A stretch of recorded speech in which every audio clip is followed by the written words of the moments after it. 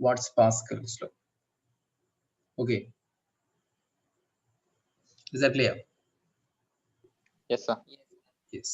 Therefore, that's regarding Pascal's law. Then we have to understand the next thing, that is അടുത്ത നമുക്ക് പറയാനുള്ളത് buoyancy. Buoyancy അല്ലെങ്കിൽ buoyant force. The next thing that we have to understand is buoyancy or buoyant force. Buoyancy അല്ലെങ്കിൽ buoyant force എന്ന് പറയുന്നത് എന്താണെന്നുള്ള അറിയണം. Buoyancy അല്ലെ buoyant force നെ അറിയാൻ വേണ്ടിയിട്ട് നമുക്ക് ഒരു നമ്മളുടെ ഡെയിലി ലൈഫിലൊക്കെ ഒരു സബ്സ്റ്റൻസിനെ വെള്ളത്തിന്റെ ഉള്ളിൽ നിന്ന് ലിഫ്റ്റ് ചെയ്യാനാണോ അതോ കരയിൽ നിന്ന് ലിഫ്റ്റ് ചെയ്യാനാണോ സുഖം?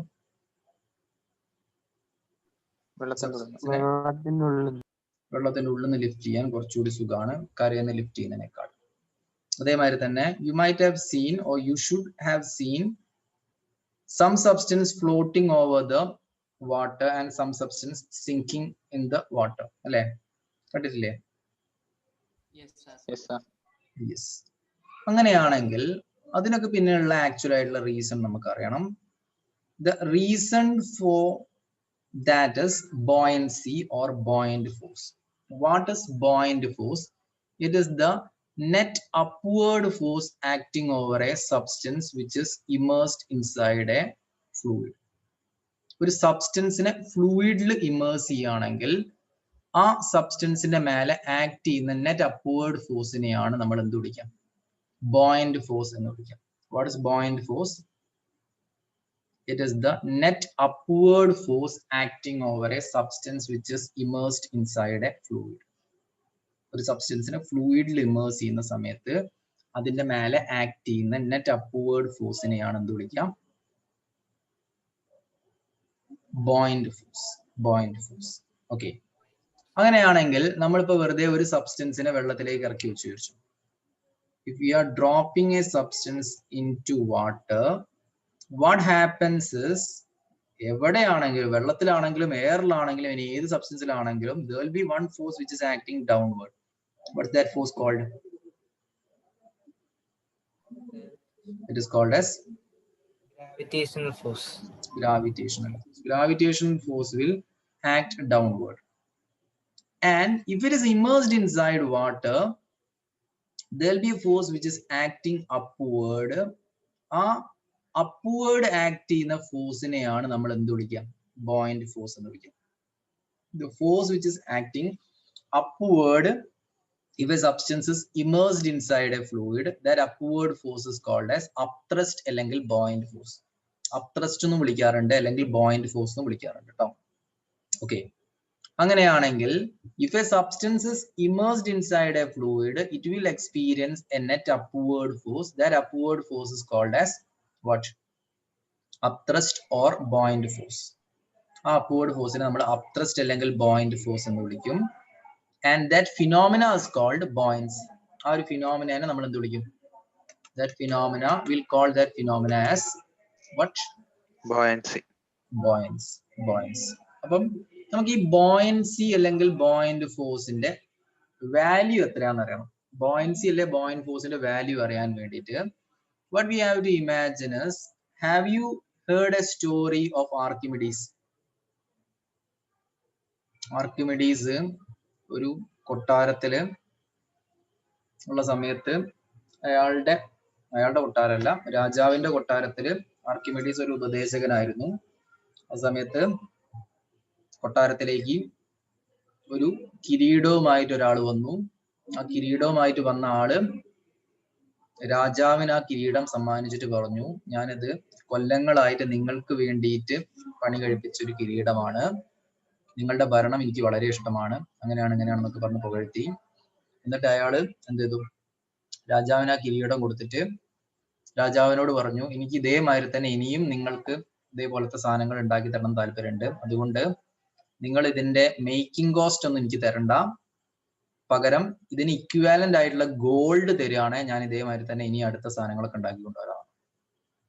രാജാവിന് ആ ഡീല് ഭയങ്കരമായിട്ട് ഇഷ്ടപ്പെട്ടു. ഒന്ന്, രാജാവിനെ പുകഴ്ത്തി, പിന്നെ പണിക്കൂലി ഇല്ലാതെ സിമ്പിൾ ആയിട്ടുള്ള ഗോൾഡ് കൊടുത്തിട്ട് ഇങ്ങനെയുള്ള സാധനങ്ങൾ കിട്ടുക എന്ന് പറയുന്നത് നല്ലതാണെന്ന് തോന്നിയിട്ട് അയാൾ പറഞ്ഞു ഈക്വലന്റ് ആയിട്ടുള്ള ഗോൾഡ് കൊടുക്കാൻ പറഞ്ഞു. ആർക്കിമിഡീസ് പറഞ്ഞു വരട്ടെ എന്ന്. ആർക്കിമിഡീസ് പറഞ്ഞു ഈ കിരീടത്തിനുള്ളിൽ കംപ്ലീറ്റ് ആയിട്ട് ഗോൾഡ് അല്ല എങ്കിൽ നമ്മള് എന്തായില്ലേ, നമ്മളെ പറ്റിച്ചില്ലേ അവര്, അതുകൊണ്ട് നമ്മൾ അതൊന്ന് ചെക്ക് ചെയ്യണം നമ്മൾ. അപ്പൊ കിരീടം ഉണ്ടാക്കിയ ആള് വളരെ കോൺഫിഡന്റ് ആയിട്ട് പറഞ്ഞു നിങ്ങളത് എന്ത് വേണം ചെയ്തോളൂ, ഉറച്ചു നോക്കുക, എന്ത് വേണം ചെയ്തോളൂ, കുഴപ്പമൊന്നുമില്ല, ഞാൻ വെയിറ്റ് ചെയ്യാം എന്ന് പറഞ്ഞു. അപ്പൊ ആർക്കിമിഡീസ് പറഞ്ഞു രാജകൊട്ടാരത്തിലേക്ക് ഇങ്ങനെ കൊണ്ടുവരണമെങ്കിൽ അയാളത് കിരീടം ഗോൾഡ് പ്ലേറ്റ് ചെയ്തിട്ട് കൊണ്ടുവരിക എന്ന് പറയുന്നത് അയാൾക്ക് അത്രത്തോളം പൊട്ടനായിരിക്കില്ലല്ലോ. കിരീടം ആയതുകൊണ്ട് കുറച്ച് തിക്കായിട്ടുള്ള സാധനം ആയതുകൊണ്ട് അതിന്റെ ഇടയിലൊക്കെ ഹൈഡ് ചെയ്യുകയൊക്കെ ചെയ്യാം, അങ്ങനെയൊക്കെ ചെയ്തിട്ടുണ്ടാവുന്നു. അപ്പൊ ആർക്കിമിഡീസിനോട് പറഞ്ഞു, അയാൾ പറഞ്ഞു വേണേ നിങ്ങൾ കിരീടം 2 കഷ്ണമോ വേണേ പൊട്ടിച്ചൊക്കെ നോക്കിക്കോളി, കുഴപ്പമൊന്നുമില്ല. കിരീടം മുറിച്ചു കഴിഞ്ഞിട്ടുണ്ടെങ്കിൽ പിന്നെ അയാൾക്ക് രാജാവിന് ആ കിരീടം കിട്ടിയിട്ട് കാര്യമില്ലല്ലോ. രാജാവ് പറഞ്ഞു കിരീടത്തിന്റെ ഉള്ളില് കംപ്ലീറ്റ് ഗോൾഡ് ആണോ എന്നുള്ളത് കിരീടത്തിനെ മുറിക്കാതെ കണ്ടുപിടിക്കാൻ പറ്റുമോ?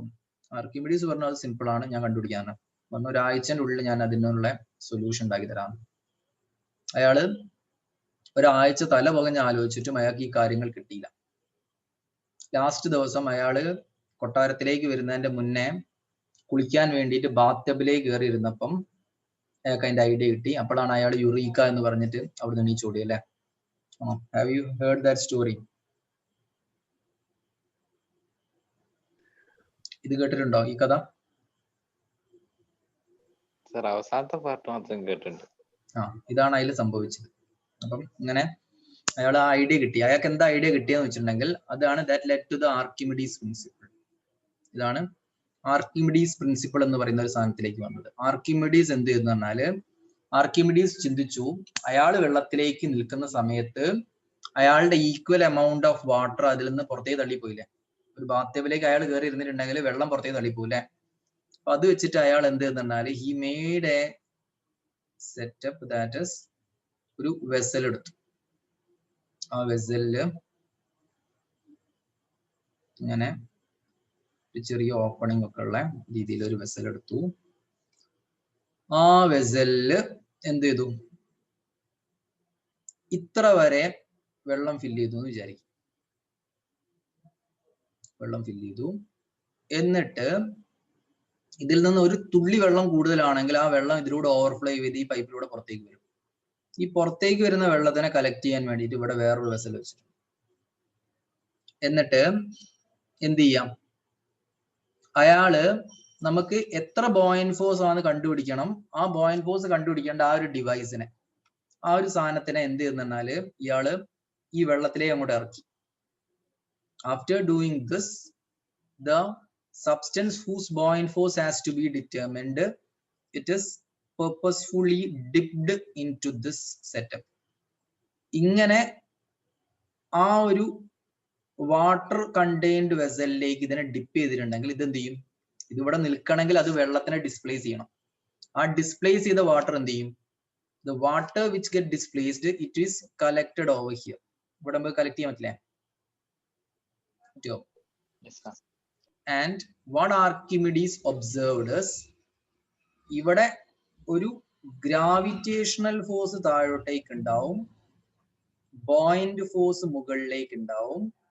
Archimedes observation was the magnitude of buoyant force is equal to the weight of fluid displaced. ഈ ഡിസ്പ്ലേസ് ചെയ്ത ഫ്ലൂയിഡിന്റെ വെയിറ്റിന് ഈക്വൽ ആണ് മാഗ്നിറ്റ്യൂഡ് ഓഫ് ബോയിന്റ് ഫോഴ്സ് എന്ന് അയാൾക്ക് കിട്ടി. What he understood is the magnitude of buoyant force, it is exactly equal to the weight of fluid displaced. ഇതിന്റെ മേലെ act ചെയ്ത buoyant force ഇവിടെ ഉള്ള ഡിസ്പ്ലേസ് ചെയ്ത ഫ്ലൂയിഡിന്റെ വെയിറ്റിന് ഈക്വൽ ആണ് അയാൾക്ക് കിട്ടി. That was called as Archimedes principle. What is Archimedes principle? Archimedes principle നമുക്ക് പറഞ്ഞു തരുന്നത് മാഗ്നിറ്റ്യൂഡ് ഓഫ് ബോയിന്റ് ഫോഴ്സ് എത്രയാണ്. മാഗ്നിറ്റ്യൂഡ് ഓഫ് ബോയിന്റ് ഫോഴ്സ് എത്രയാണ്? എത്ര magnitude of buoyant force? It's equal to the weight of fluid displaced. What is the magnitude of buoyant force? Magnitude of buoyant force is equal to weight of fluid displaced. Weight of the substance അല്ല, weight of fluid displaced. അങ്ങനെയാണെങ്കിൽ എങ്ങനെ Archimedes കിരീടത്തിന്റെ പ്രശ്നം solve ചെയ്തു? ആ കിരീടം let's assume that അതൊരു 2 kilogram ആണ് വിളിച്ചോ, 2 കിലോഗ്രാം ഉള്ള ഒരു കിരീടമാണെന്ന് വിചാരിക്കും.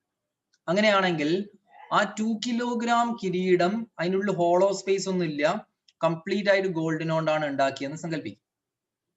അങ്ങനെയാണെങ്കിൽ ഈ 2 കിലോഗ്രാം കിരീടം വെള്ളത്തിലേക്ക് ഇറക്കി വെക്കുമ്പോൾ ഡിസ്പ്ലേസ് ചെയ്ത വാട്ടർ എത്രയാണോ അത് തന്നെ ആയിരിക്കണം 2 കിലോഗ്രാമിന്റെ ഒരു ഗോൾഡ് പീസ് വെള്ളത്തിലേക്ക് ഇറക്കി വെക്കുമ്പോൾ ഡിസ്പ്ലേസ് ചെയ്യുന്ന വാട്ടർ അല്ലേ? കാരണം 2 കിലോഗ്രാം കിരീടം, അതായത് it is made of completely gold ആണെങ്കിൽ ആ 2 കിലോഗ്രാം കിരീടം വെള്ളത്തിലേക്ക് ഇറക്കി വെക്കുമ്പോൾ ഡിസ്പ്ലേസ് ചെയ്ത വാട്ടറും 2 കിലോഗ്രാം ഗോൾഡ് പീസ് വെള്ളത്തിലേക്ക് ഇറക്കി വെക്കുമ്പോൾ ഡിസ്പ്ലേസ് ചെയ്ത വാട്ടറും സെയിം ആവണം. അയാൾ അത് ഇറക്കി വെച്ച് നോക്കി, സെയിം ആയി കിട്ടിയോ? ഇല്ല. He didn't get the same value of water displaced when he dipped the crown into the vessel. അപ്പൊ അയാൾക്ക് അതിൽ നിന്ന് മനസ്സിലായി അതിനുള്ളിൽ കംപ്ലീറ്റ് ആയിട്ട് ഗോൾഡ് അല്ല. അതായത് നിങ്ങൾ ആലോചിച്ച് നോക്കൂ, നിങ്ങൾ വെറുതെ എങ്ങനെ ആലോചിച്ച് നോക്ക്, ഒരു 2 കിലോഗ്രാമിന്റെ കോപ്പർ പീസ് ഇറക്കി വെക്കുമ്പോൾ തള്ളി മാറ്റിയ വെള്ളവും 2 കിലോഗ്രാമിന്റെ ഗോൾഡ് പീസ് ഇറക്കി വെക്കുമ്പോൾ തള്ളി മാറ്റിയ വെള്ളവും സെയിം ആയിരിക്കും? സെയിം ആയിരിക്കും? ആയിരിക്കൂല കേട്ടോ. അതായത് മെറ്റീരിയൽ മാറുന്ന മെറ്റീരിയലിന്റെ ഡെൻസിറ്റി മാറൂലേ? മാറൂലേ? ഗോൾഡിനും കോപ്പറിനും അലൂമിനിയത്തിനും ഒക്കെ ഒരേ ഡെൻസിറ്റി അല്ലല്ലോ. അല്ല, മെറ്റീരിയൽ മാറുന്ന മെറ്റീരിയലിന്റെ ഡെൻസിറ്റി മാറും. അപ്പം നമ്മളിപ്പോ ഒരു 2 കിലോഗ്രാം അയൺ ആണെങ്കിൽ അതിന് ഇത്ര വലുപ്പം ഉള്ളെങ്കിൽ 2 കിലോഗ്രാം ഓഫ് കോപ്പറിന് ലേശം കൂടി വലുപ്പം കൂടുതലായിരിക്കും. വെറുതെ എനിക്ക് കൃത്യമായിട്ട് അറിയില്ല. ഇനി 2 കിലോഗ്രാം അലൂമിനിയത്തിന് ലേശം കൂടി വലുപ്പം കൂടുതലായിരിക്കും. ഒരു 2 കിലോഗ്രാം വുഡിന് അതിനേക്കാൾ വലുപ്പം ഉണ്ടാവും. 2 കിലോഗ്രാം തെർമോൾകോൾ പീസിന് അതിനേക്കാൾ വലുപ്പം ഉണ്ടാവും ഇല്ലേ? ഉണ്ടാവും. അപ്പം ഇവരൊക്കെ ഒരേ എമൗണ്ട് ഓഫ് വാട്ടറിനല്ലല്ലോ ഡിസ്പ്ലേസ് ചെയ്യാം, ആണോ? ആണോ? No. Then what happens is, അയാൾ ഇങ്ങനെ പറഞ്ഞു, അങ്ങനെയാണെങ്കിൽ ഈ കിരീടത്തിനുള്ളിൽ കംപ്ലീറ്റ് ഗോൾഡ് അല്ല എന്ന് അയാൾക്ക് മനസ്സിലായി. കിരീടത്തിനുള്ളിൽ കംപ്ലീറ്റ് ഗോൾഡ് അല്ല, പിന്നെ അയാൾ ആർക്കിമിഡീസ് അല്ലേ? ആർക്കിമിഡീസ് ആയതുകൊണ്ട് അയാൾ എന്ത് ചെയ്യുന്നറിഞ്ഞാല് ഗോൾഡിന്റെ കൂടെ ഇന്റർമിക്സ് ചെയ്യാൻ പറ്റുന്നത് കോപ്പർ ആണ്. കോപ്പറിനെ എത്ര പ്രപ്പോർഷനിലാണ് മിക്സ് ചെയ്തെന്നുള്ള വെറുതെ ഒന്ന് അയാൾ കാൽക്കുലേറ്റ് ചെയ്തു. അപ്പം പ്രപ്പോർഷൻ ഭയങ്കര കൂടുതലാണ്. അതായത് കോപ്പറിനെ അതിന്റെ ഉള്ളിൽ ബ്ലെൻഡ് ചെയ്ത് ആക്കുകയാണെങ്കിൽ അതിനേക്കാൾ നല്ല വ്യത്യാസത്തിൽ കോപ്പർ മിക്സ് ചെയ്താലുള്ളൂ ഈ പരിപാടി നടക്കുള്ളൂ എന്നുള്ള അയാൾക്ക് മനസ്സിലായി. അപ്പൊ അയാൾ എന്ത് ചെയ്തെന്നാൽ അയാൾ എന്തായാലും ഇങ്ങനെ കാൽക്കുലേറ്റ് ചെയ്തു. അപ്പൊ എന്തായാലും ഇതിനുള്ളിൽ എവിടെയെങ്കിലും കോപ്പറിന്റെ പീസായിട്ട് തന്നെ അതിന്റെ ഉള്ളിൽ ഹൈഡ് ചെയ്ത് വെച്ചിട്ടുണ്ടാവും കിരീടം. അയാൾ പറഞ്ഞു ധൈര്യമായിട്ട് കിരീടം മുറിച്ച് നോക്കാം, ഇത് നല്ല രീതിയിൽ നമ്മളെ പറ്റിക്കുകയാണ് ചെയ്തത്. കിരീടത്തിനുള്ളിൽ എവിടേക്കോ അയാൾ കോപ്പറും ബാക്കിയുള്ള സാധനങ്ങളൊക്കെ ഹൈഡ് ചെയ്തിട്ടുണ്ടാവും. അതുകൊണ്ട് ആണ് അയാൾ ഇതിങ്ങനെ പറയുന്നത്. അയാൾക്ക് വലിയ ലാഭമാണ്. രാജാവ് ഒരിക്കലും എന്ത് ചെയ്യില്ല, കിരീടം മുറിച്ചൊന്നും നോക്കൂലല്ലോ. അപ്പം ആർക്കിമിഡീസ് ഇല്ലായിരുന്നെങ്കിൽ ആ കള്ളത്തരം കണ്ടുപിടിക്കൂലേനും. പിന്നെ എന്തായാലും ആർക്കിമിഡീസ് പ്രിൻസിപ്പിൾ നടന്ന സാധനം കിട്ടി. ഇതുവഴി മാഗ്നിറ്റ്യൂഡ് ഓഫ് ബോയിന്റ് ഫോഴ്സ് എത്രയാന്നുള്ളത് മനസ്സിലാക്കാൻ പറ്റും. Magnitude of buoyant force. ഇതിനുശേഷം ആർക്കിമിഡീസ് എന്ത് ചെയ്യുന്നറിഞ്ഞാല്, after this Archimedes showed us why some substances are floating over the liquid and why some substances are sinking in the liquid. എന്തുകൊണ്ട് ചില substance float ചെയ്യുന്നു, എന്തുകൊണ്ട് ചില സബ്സ്റ്റൻസ് സിങ്ക് ചെയ്യുന്നു എന്നുള്ളതൊക്കെ ആർക്കിമിഡീസ് നമുക്ക് പറഞ്ഞു. അതായത് ഇപ്പൊ നമ്മള് ഒരു സിങ്ക് ചെയ്യുന്ന സബ്സ്റ്റൻസിന്റെ കേസ് എടുക്കാം. If you are speaking about some substance sinking in water, sink ചെയ്യുന്ന സബ്സ്റ്റൻസിന്റെ കേസ് എടുക്കുകയാണെങ്കിൽ നമ്മളൊരു വെസൽ എടുത്തു. ആ വെസലിൽ ഇത്ര വരെ ഫ്ലൂയിഡ് ഉണ്ട്, എന്നിട്ട് നമ്മൾ ആ സബ്സ്റ്റൻസിനെ അതിലേക്ക് ഇറക്കി വെച്ചു. Let's imagine that we are dipping a substance into this fluid. അങ്ങനെയാണ് ഇത് താന്നുപോയി. ഒരു സബ്സ്റ്റൻസിനെ ഇറക്കി വെച്ചപ്പോൾ അത് താന്നുപോയി വിചാരിച്ചു. താന്നു പോയിട്ടുണ്ടെങ്കിൽ ഇവിടെ ആരാണ് വലുത്? ഗ്രാവിറ്റേഷണൽ ഫോഴ്സ് ആണോ ബോയിന്റ് ഫോഴ്സ് ആണോ വലുത്? Gravitational force. Therefore, in this situation Fg is greater than Fb അല്ലേ? ഇനി ഫ്ലൂയിഡിന്റെ ഡെൻസിറ്റീനെ ഞാൻ റോ എന്ന് വിളിച്ചു, സബ്സ്റ്റൻസിന്റെ ഡെൻസിറ്റീനെ ഞാൻ റോ ഡാഷ് എന്ന് വിളിച്ചു വെച്ചു. Let's imagine that the substance density it is rho dash and fluids density is just rho. ഇയാൾ പറഞ്ഞു സിങ്ക് ചെയ്യണമെങ്കിൽ gravitational force should be greater than the buoyant force. അങ്ങനെ ആവണേ അയാൾ എന്ത് പറഞ്ഞു പറഞ്ഞാല് mg should be greater than m dash g. M g അതായത് ഈ സബ്സ്റ്റൻസിന്റെ mass into g it should be greater than m dash into g. ഞാൻ ഇതിനെ റോ ഡാഷ് എന്നുള്ളത് അങ്ങോട്ടും ഇങ്ങോട്ടും മാറ്റാണ് കേട്ടോ. അതായത് let's call the density of fluid as rho dash and density of substance rho. Okay, അപ്പം ഇവിടെ ബോയിന്റ് ഫോഴ്സ് എന്ന് പറയുന്നത് ഡിസ്പ്ലേസ് ചെയ്ത ഫ്ലൂയിഡിന്റെ മാസ് ആണെന്നുള്ളത് നമ്മൾ പഠിച്ചില്ലായിരുന്നോ? ഉണ്ടോ ആർക്കിമിഡീസ് പ്രിൻസിപ്പിൾ പ്രകാരം? Yes, sir.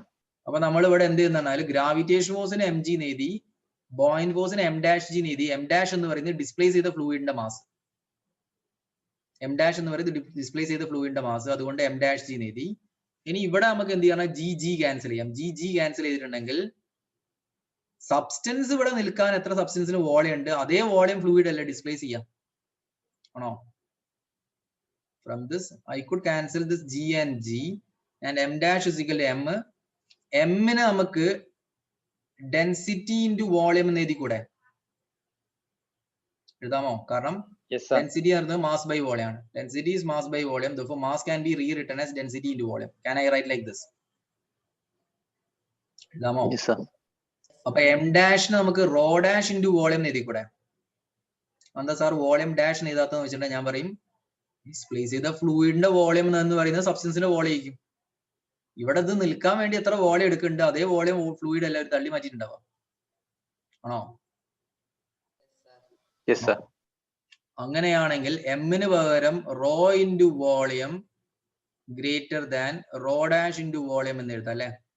വോളിയം വോളിയം ഒഴിവാക്കാം, അങ്ങനെയാണ് rho greater than rho dash. Therefore, a substance will sink if the density of the substance is greater than the density of the fluid. അല്ലെ, ഒരു substance എപ്പോഴാ zinc ചെയ്യാം? സബ്സ്റ്റൻസിന്റെ density ഫ്ലൂയിഡിന്റെ ഡെൻസിറ്റിനേക്കാൾ കൂടുതലാണെങ്കിൽ. Is this clear? Is this clear to you? Yes, sir. Yes. അങ്ങനെയാണെങ്കിൽ എപ്പോഴാണ് ഒരു substance float ചെയ്യാന്ന് നേരത്തെ ആലോചന. ഒരു സബ്സ്റ്റൻസ് ഫ്ലോട്ട് ചെയ്യുന്ന സാഹചര്യം നിങ്ങൾ ഇമാജിൻ ചെയ്യുകയാണെങ്കിൽ നമുക്ക് എന്ത് ചെയ്യാം?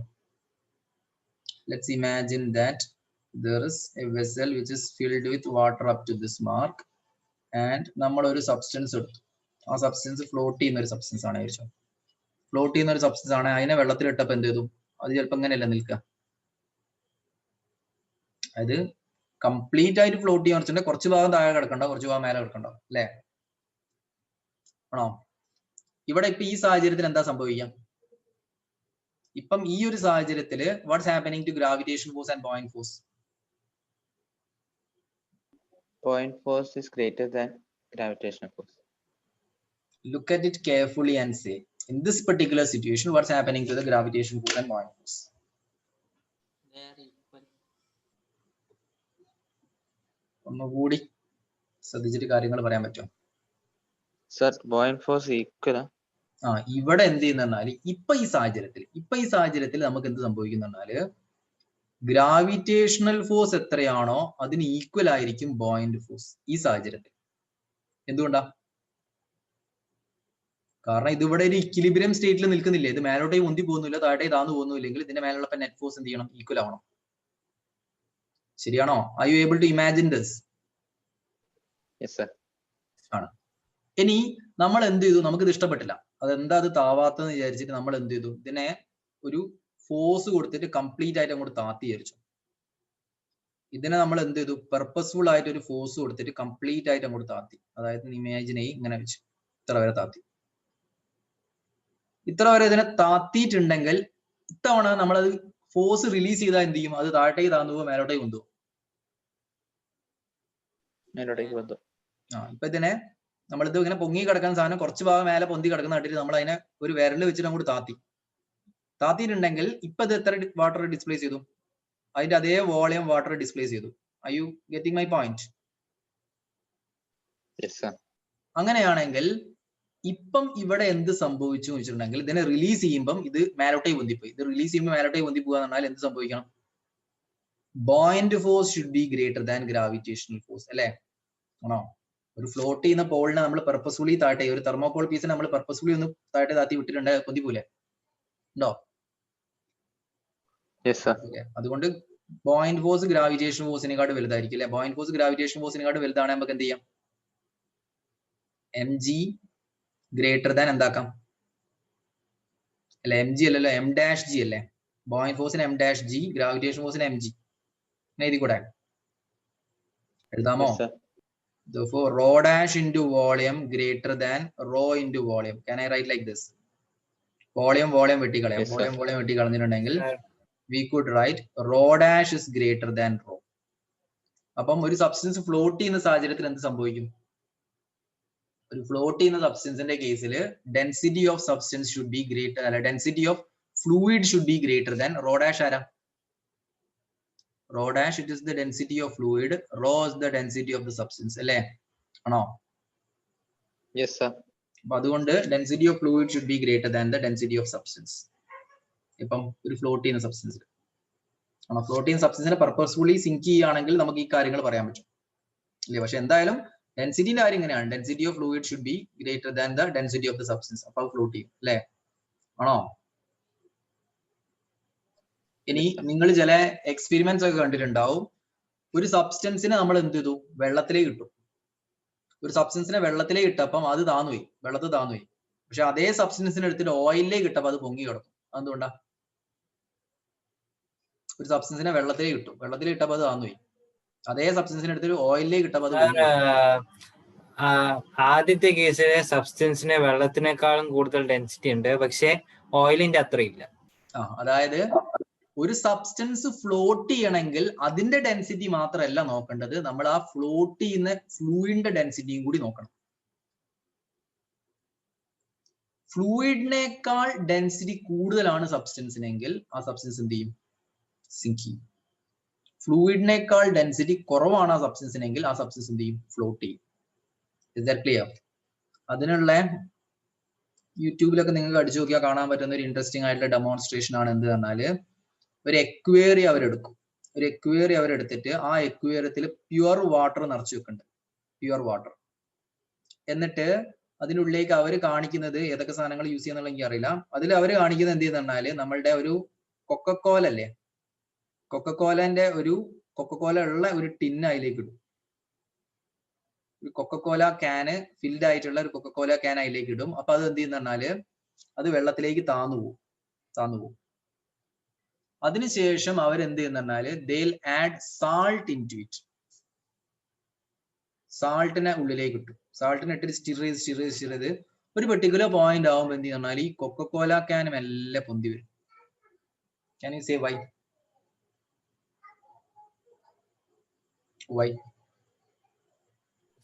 Density of fluid increases. നമ്മൾ ഈ കൊക്കക്കോലനുള്ളിലേക്ക് ഒരു സാധനവും മാറ്റിയിട്ടില്ല, അതായത് സബ്സ്റ്റൻസിന്റെ ഡെൻസിറ്റി നമ്മൾ മാറ്റിയിട്ടില്ല. പക്ഷേ if you are increasing the density of fluid at a particular situation, what happened is the fluid's density is becoming greater than the substance density. Appo adu float cheyum alle. Sea water lano river water lano swimming easier? Is it easy to swim through sea water or river water?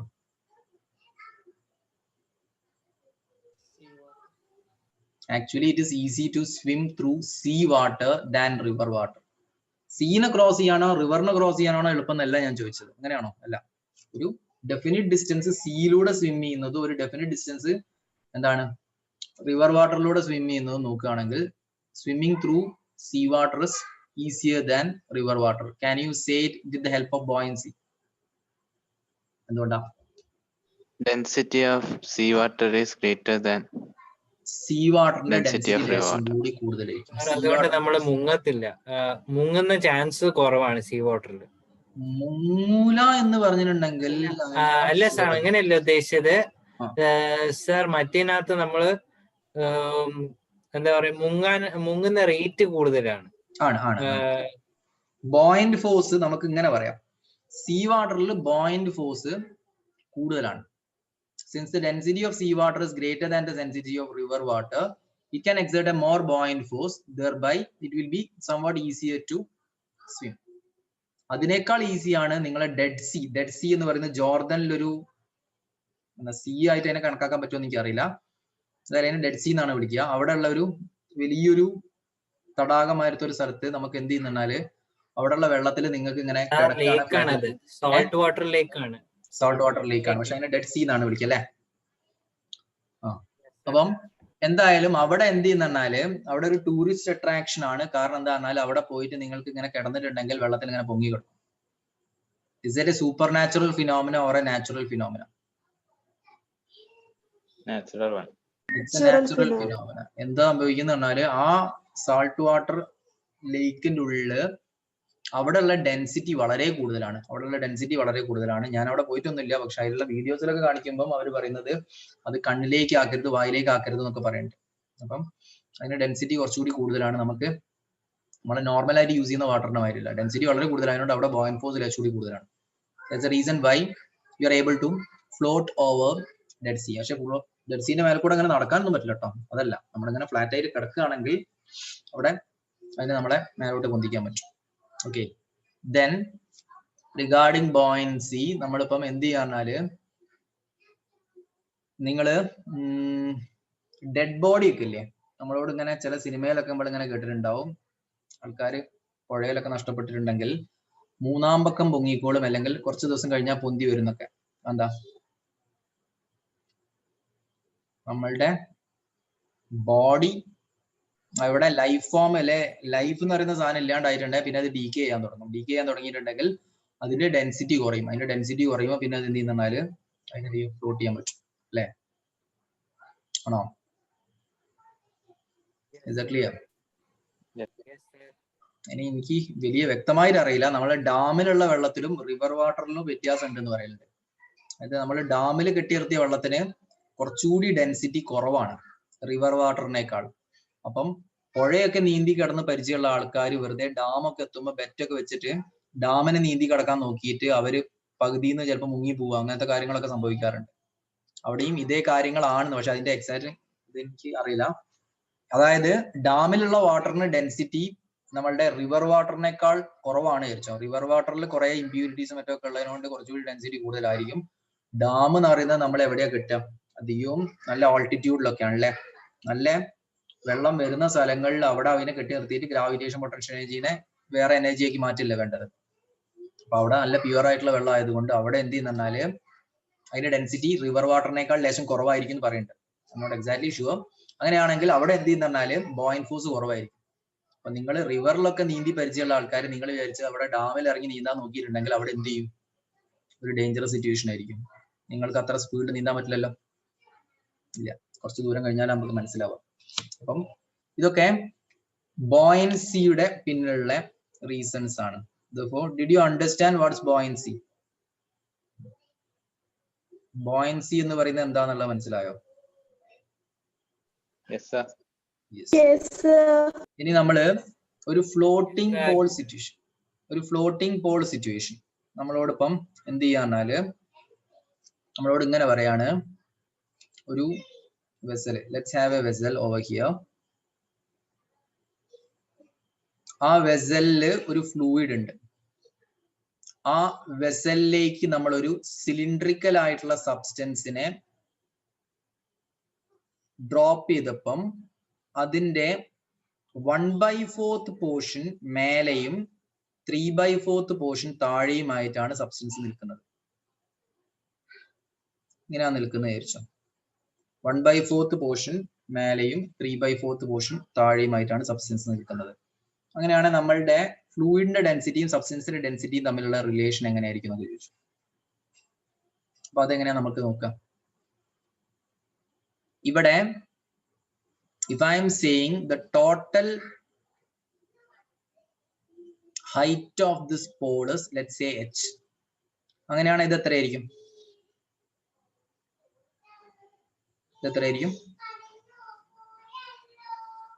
3/4 of h ആയിരിക്കും. ഇതോ 1/4 of h. 1/4 of h. ഈ ഒരു സിറ്റുവേഷനിൽ ഇതിപ്പോ ഇങ്ങനെ zinc ചെയ്യും float ചെയ്യും ചെയ്യാണ്ട് ഇങ്ങനെ ഒരു ഇക്വിലിബ്രിയം സ്റ്റേറ്റ് നിൽക്കുകയാണ്. അങ്ങനെയാണ് ഇതിന്റെ മേലോട്ടേക്കും താഴേക്കും ഫോഴ്സ് ഉണ്ടാവോ അതോ ഫോഴ്സ് ഈക്വൽ ആയിരിക്കും? എന്താ situation? What's happening over here? Force equal. ഇവിടെ നെറ്റ് ഫോഴ്സ് ഈക്വൽ ആയിരിക്കും. അതായത് in this situation we will have to say the net downward force, that is gravitational force, it should be equal to the net upward force, which is called as buoyant force. അല്ലേ? ആണോ? Therefore in this particular situation we can say the upward force and downward force is equal. അങ്ങനെയാണെങ്കിൽ let me write gravitational force is equal to buoyant force. Can I write like this? Gravitational force in a, can I write it as mg? Yes, sir. Buoyant force in a, can I write it as m dash g, of which g and g could get cancelled. ഇനി ഇവിടെ നോക്കിക്കോ, ഇവിടെ ഇത് float ചെയ്യുന്ന situation ആണല്ലേ, partially float ചെയ്യല്ലേ ആണോ? Therefore, I could write m as density into volume.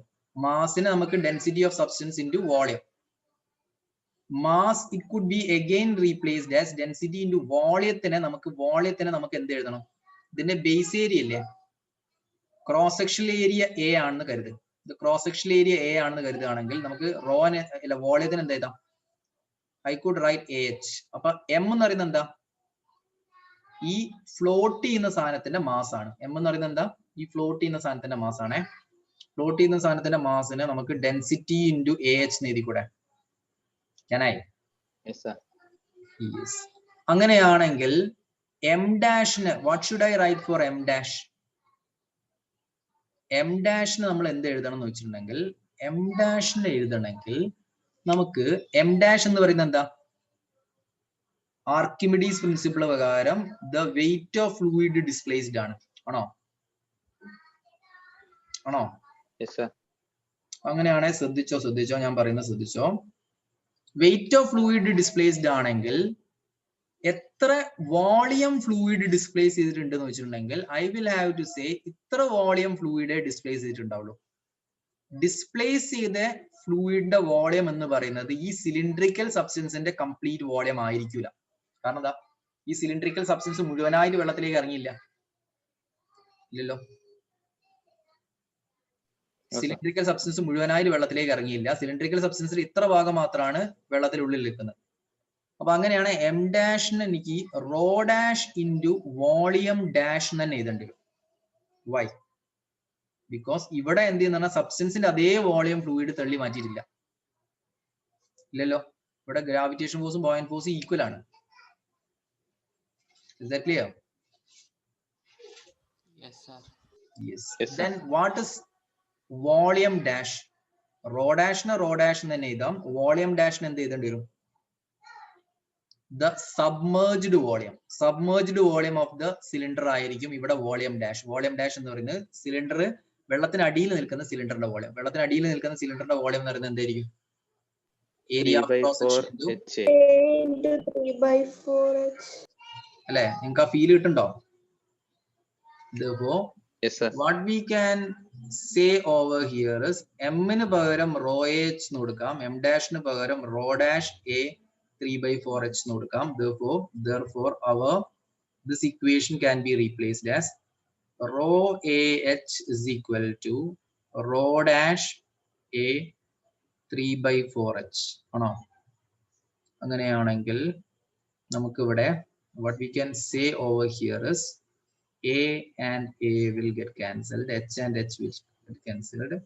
അങ്ങനെയാണെങ്കിൽ ഇതിൽ നിന്ന് rho dash is equal to അല്ലെങ്കിൽ rho equal to എന്ത് കിട്ടും? Rho equal to